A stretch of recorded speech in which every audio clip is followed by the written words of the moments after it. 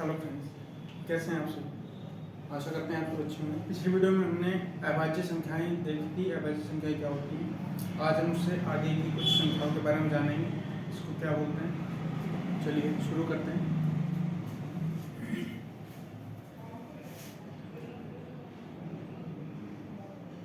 सह अभाज्य संख्या, सह अभाज्य संख्या एक होता है सापेक्षिक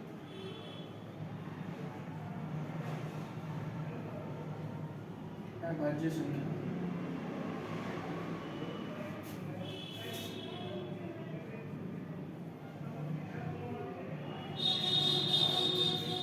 इनके बारे में हम ज़्यादा नहीं, इनके बारे में सिर्फ एक ही बात है जो ध्यान रखने योग्य है, वो है कि इन संख्याओं का में से हमेशा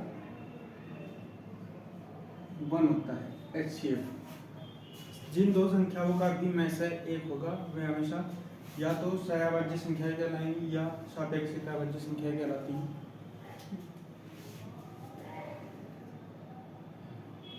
ये होता है हमारा जुड़वा अभाज्य संख्या है।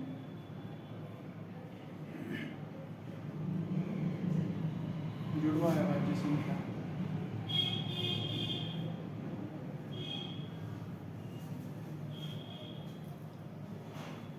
जुड़वा अभाज्य संख्या क्या होती है?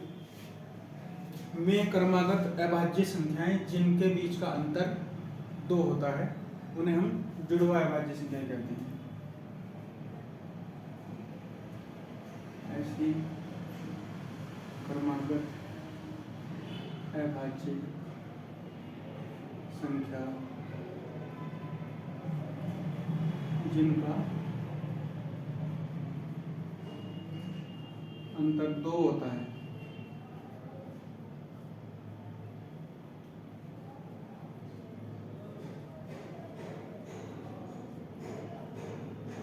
जुड़वा अभाज्य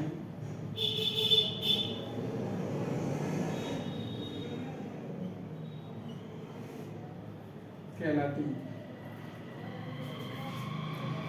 कैसी होती हैं? जैसे 3 और 5 दोनों ही अभाज्य संख्याएं हैं और इन दोनों के जब हम बीच का अंतर निकालेंगे तो वो 2 का होता है। ठीक है। 5 और 7 इनका अंतर भी हमेशा 2 का होगा। 1 से 100 तक ऐसी हमारी 8 जोड़े होते हैं जिनका अंतर मतलब जो जुड़वा अभाज्य संख्याएं होती हैं। देखते हैं 5 और 7, 11 और 13, 17, 19, 17, 19, एक 29 और 31, 29 और 30, 41 और 43, एक हो गई हमारी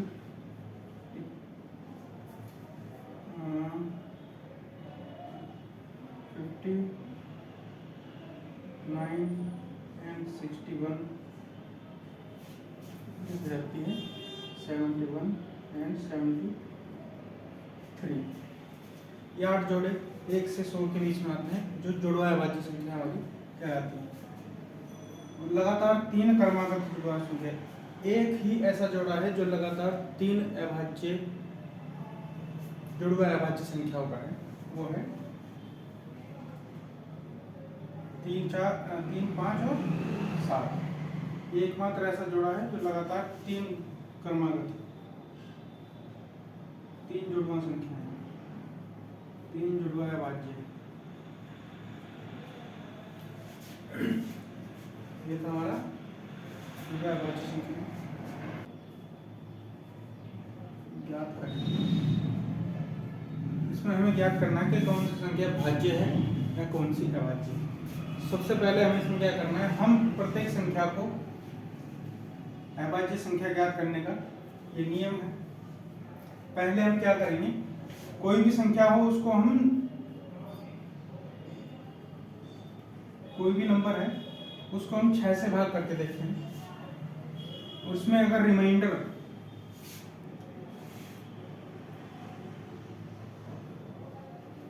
यदि हमारा शेषफल 0, 2, 3, 4 यदि ये बचेगा तो वह संख्या क्या हो जाएगी? भाज्य संख्या। भाज्य संख्या कहलाएगी।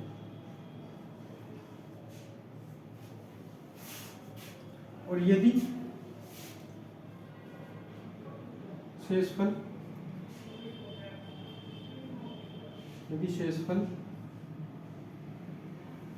1 या 5 बचता है तो वह संख्या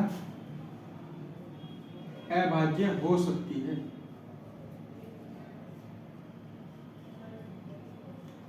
अभाज्य हो सकती है।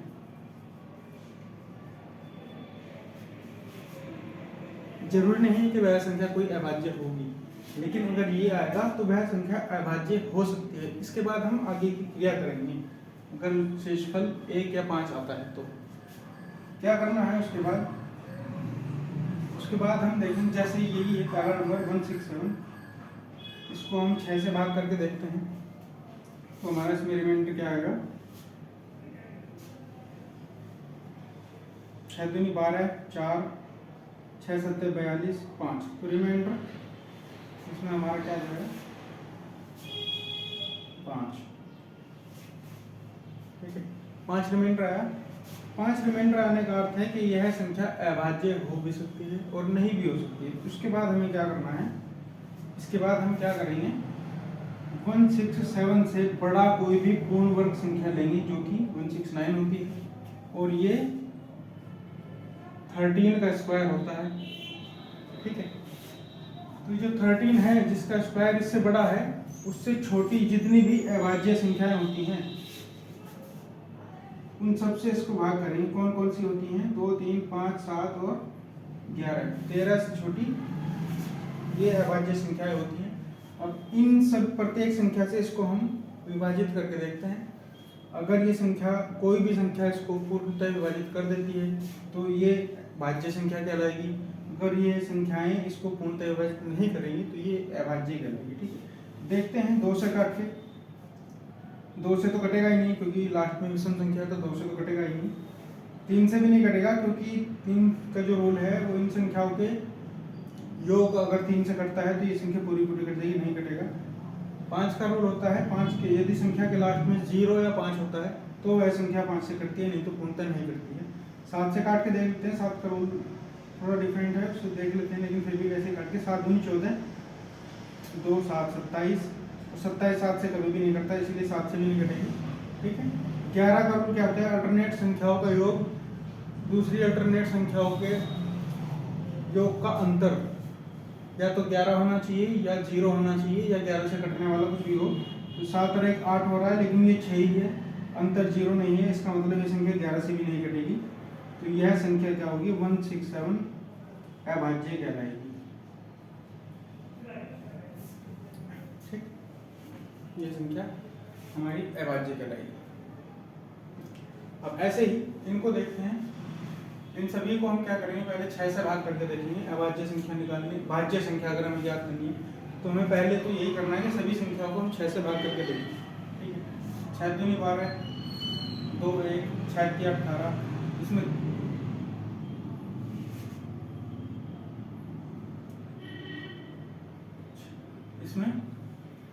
3 शेष बच रहा है। इसका अर्थ हो गया ये क्या है? हमारी भाज्य संख्या। ठीक है, इसमें देखेंगे 6 से भाग करके, 6 एकम 6, 3 9, 6 छंग 36, 3 7, 6 छंग 36। इसमें एक रिमाइंडर बचता है। ये संख्या भाज्य हो भी सकती है और नहीं भी हो सकती है, ये पक्का नहीं है। ठीक है, इसमें देखेंगे 6 से भाग करके, 6 की 18, 5 7, 6 9 54। इसमें भी 3 शेष बच रहा है, अर्थात ये भी संख्या क्या है? हमारी भाज्य है। ठीक है, ये दोनों संख्याएं क्या है? हमारी इसमें से हमने भाज्य हैं। बाकी ये सब क्या है? ये हो सकती है। इसको चेक करने के लिए हम आगे की क्रिया करेंगे। ये तो हमने देख लिया कि ये संख्या हमारी क्या है, अभाज्य है। ऐसे ही हमें इसमें एक शेष बचा है, तो इसके बाद हमें क्या करना है, इससे बड़ा कोई भी पूर्ण वर्ग संख्या लेंगे, ठीक है। 2 से विभाजिता का नियम क्या है, 2 से विभाजिता का नियम।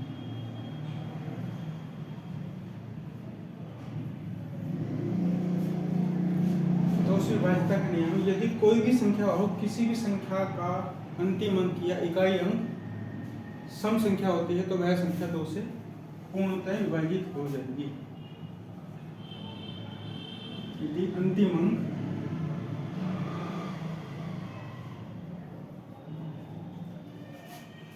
सम है तो 2 से पूर्णतया विभाजित होगी।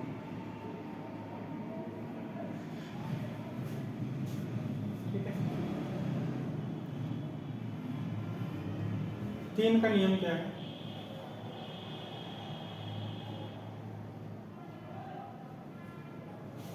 तीन की विभाजिता का नियम,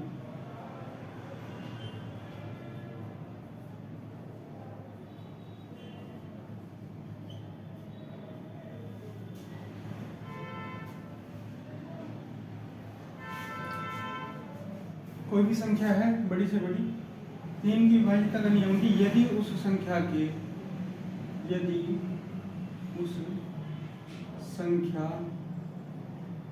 के अंकों का योग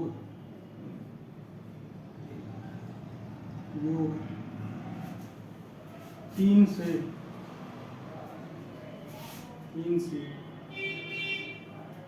पूर्णतया विभाजित है, तो वह संख्या 3 से पूर्णतया विभाजित होगी। जैसे कोई भी संख्या है, मान लीजिए ये संख्या है, हमें देखना है कि यह संख्या 3 से विभाजित है या नहीं है, तो हमको क्या करना है, इसके अंकों का योग करना है। 4 + 6 + 5 + 8 + 1, इसको जोड़ देंगे हम। 10 5 15, 15 8 23 और 1 24। इसके योग अगर 3 से विभाजित है, 3 8 24, पूरा विभाजित हो रहा है, तो ये संख्या भी 3 से पूरी विभाजित होगी। ठीक, 3 से विभाजिता का नियम अब है 4 से विभाजिता का नियम। 4 से विभाजिता का नियम,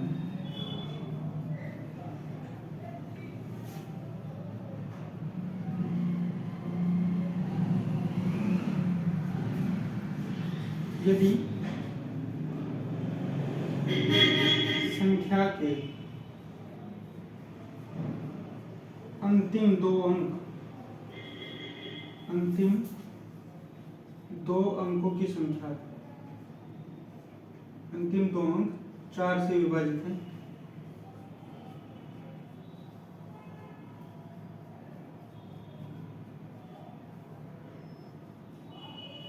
तो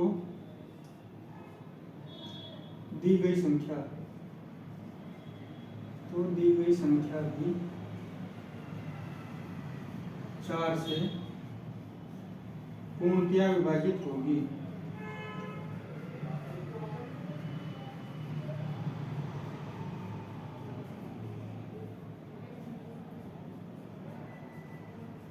ठीक है, अर्थात जैसे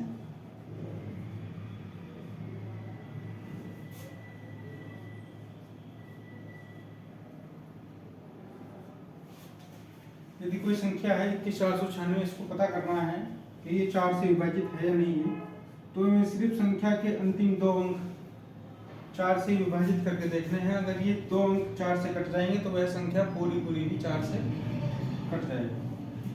4 से अंतिम दो अंक काट के देखेंगे, 4 दूनी 8 और 4 चौक 16, अर्थात ये दो अंक पूरे पूरे कट गए। तो 21,496 जो संख्या है वो संख्या भी 4 से पूरी पूरी विभाजित हो जाएगी।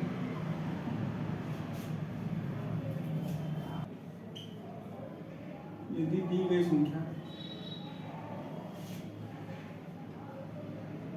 का अंतिम अंक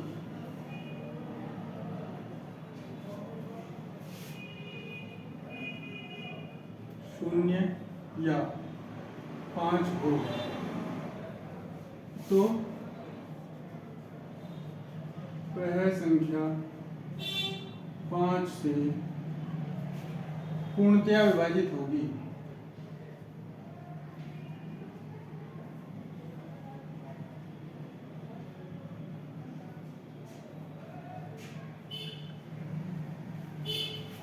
ठीक है, 6 की विभाज्यता का नियम क्या है? यदि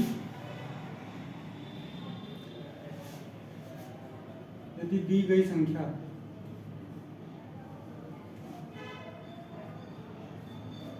दो व 3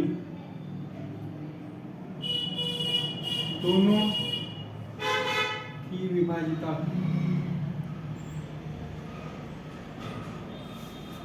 का नियम 2 व 3 दोनों की विभाज्यता का नियम अपनाता है,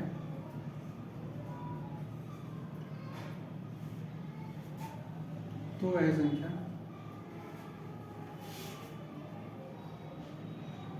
6 से पूर्णतया विभाजित होगी। जैसे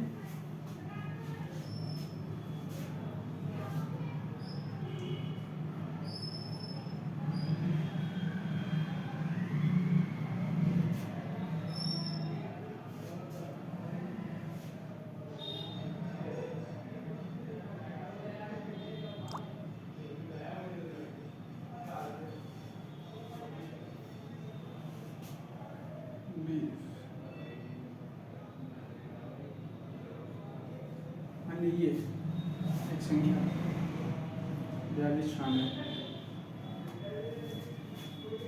अगर ये 2 व 3 दोनों के नियम को फॉलो करेगी, 2 व 3 दोनों के नियम को फॉलो करेगी एक साथ, तो वह संख्या 6 से पूर्णतः विभाजित होती है। ठीक है, अर्थात जैसे 2 की विभाज्यता का नियम क्या है कि अंतिम अंक कोई भी सम संख्या हो तो 2 का फॉलो कर रही है, बिल्कुल सही बात है। 3 का नियम क्या है कि इनके अंकों का योग 4 2 6 6 12 9 21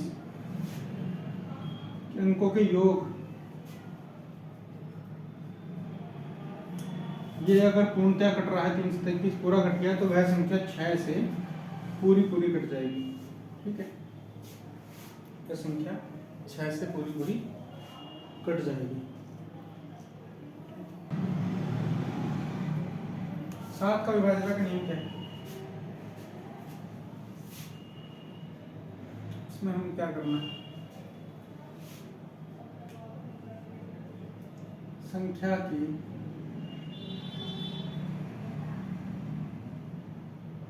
दी गई संख्या के अंतिम अंक का 2 गुना, अंतिम अंक का 2 गुना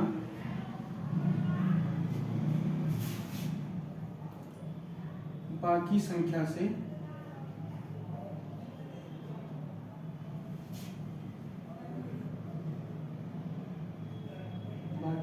में से घटाने पर प्राप्त संख्या यदि 7 से विभाजित हो जाए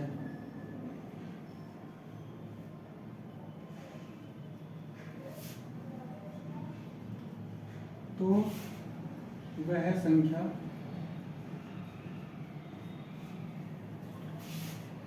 सात से पूर्णतया विभाजित होगी।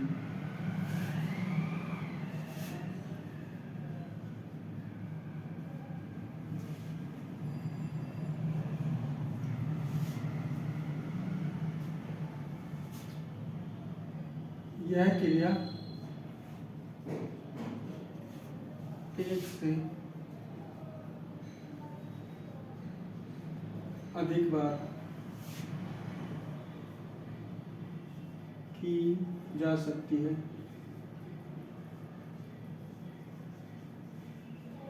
ठीक है, अर्थात जैसे कोई भी संख्या है, मान लिया ये है कि 2401, हमें इसको 7 से विभाजित करना है, हमें ज्ञात करना है कि यह संख्या 7 से विभाजित है या नहीं है। तो हम क्या करेंगे, अंतिम अंक का 2 गुना, अंतिम अंक हमारा 1 है, इसका 2 गुना, 1 का 2 गुना क्या होगा 2, इसका 2 गुना हम बाकी बची संख्या से, इनके उस अंक को छोड़कर बाकी संख्या में से क्या करेंगे, घटा देते हैं। ये क्या बचेगा हमारा 238। अब हम देखेंगे कि यह संख्या 7 से विभाजित हो रही है नहीं। ठीक है, बड़ी संख्या है, आपको समझ में आया तो आप उसी क्रिया को 2 बार कर सकते हैं। आप फिर से इसकी संख्या के अंतिम अंक का 2 गुना 16 हम इस बाकी बची संख्या में से घटाएंगे। ठीक है, तो यहाँ पर क्या बचेगा हमारा 07। तो ये 07 अब देखेंगे हम, 07 क्या है, 7 से पूरा कट सकता है, 07 में 07 में पूरा कट जाएगा। तो ऐसा है, ये पूरी संख्या जो है 2401 7 से पूर्णतः विभाजित हो सकती है। इस संख्या को हम अंतिम अंक का 2 गुना करके जब तक करते रहेंगे जब तक हमारा कोई भी आसान संख्या ना आ जाए। ठीक है, अंतिम 3 अंक 8 से विभाजित है, तो वह संख्या पूर्णतः 8 से विभाजित होगी। यदि अंतिम 3 अंक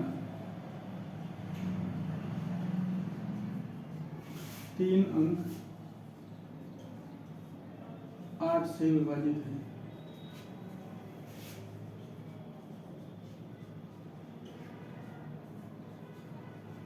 तो वह संख्या भी 8 से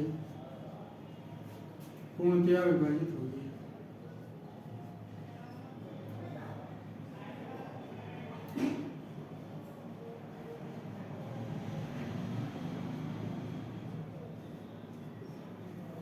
अर्थात जैसे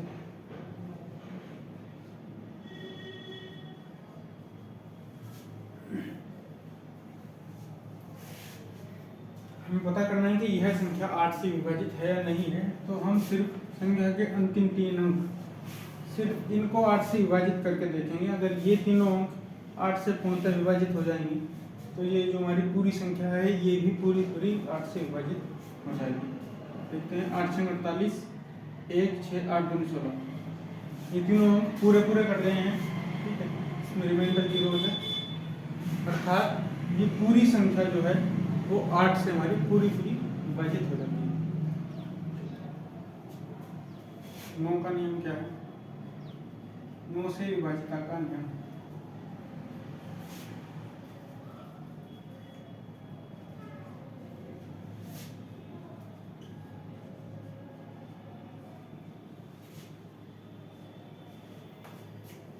यदि दी गई संख्या के सभी अंकों का योग 9 से विभाजित होगा तो वह संख्या भी पूर्णतः 9 से विभाजित होगी।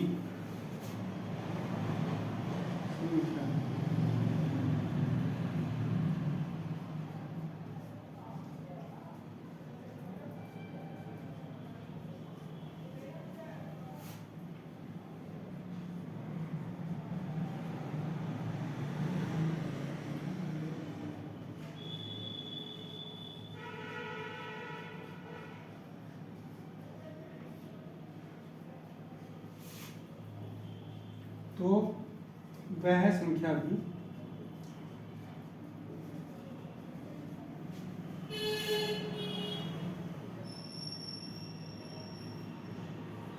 9 से पूर्णतः विभाजित होगी।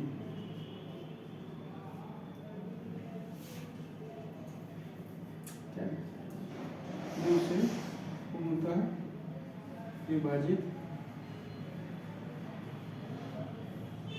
होगी। जैसे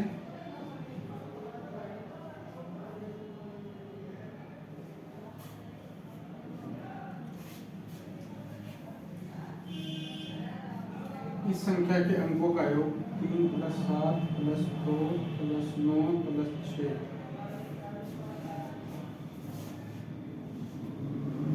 12 6 18 9 27 9 से क्या है पूर्णतः विभाजित 9 दिया 27। तो यह संख्या भी हमारी 9 से पूर्णतः विभाजित होगी। ठीक है, यदि इसके अंकों का योग 9 से विभाजित हो जाता है पूरा पूरा, तो ये पूरी संख्या भी 9 से विभाजित होगी।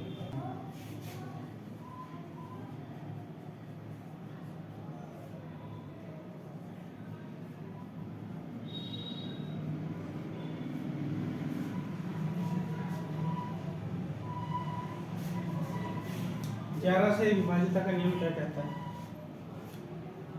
दी गई संख्या या किसी भी संख्या के सम स्थानों पर आए हुए अंकों का योग तथा विषम स्थानों पर आए हुए अंकों के योग दोनों का अंतर यदि 0 हो या 11 हो या 11 से विभाजित कोई भी संख्या हो, तो वह संख्या पूर्णतः 11 से विभाजित होगी। अर्थात लिखेंगे संख्या के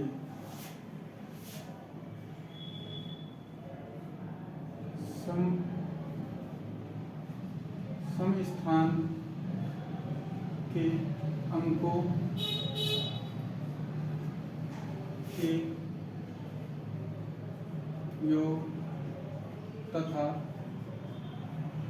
विषम स्थान के अंकों के योग का अंतर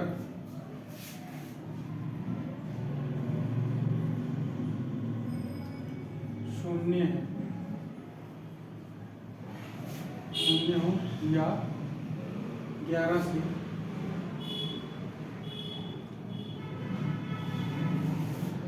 विभाजित है, तो वह संख्या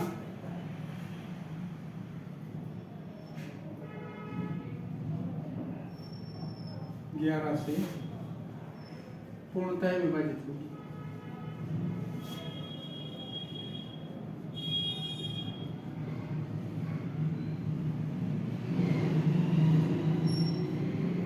पूर्णतः विभाजित होगी। ठीक, जैसे